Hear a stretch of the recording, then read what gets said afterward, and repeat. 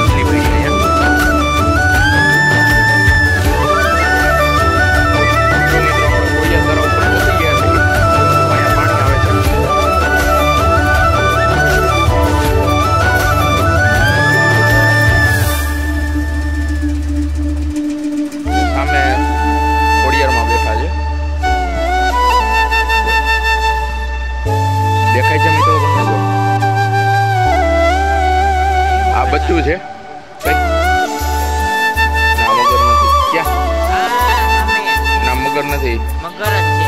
ક્યાં આ જો આ પાણી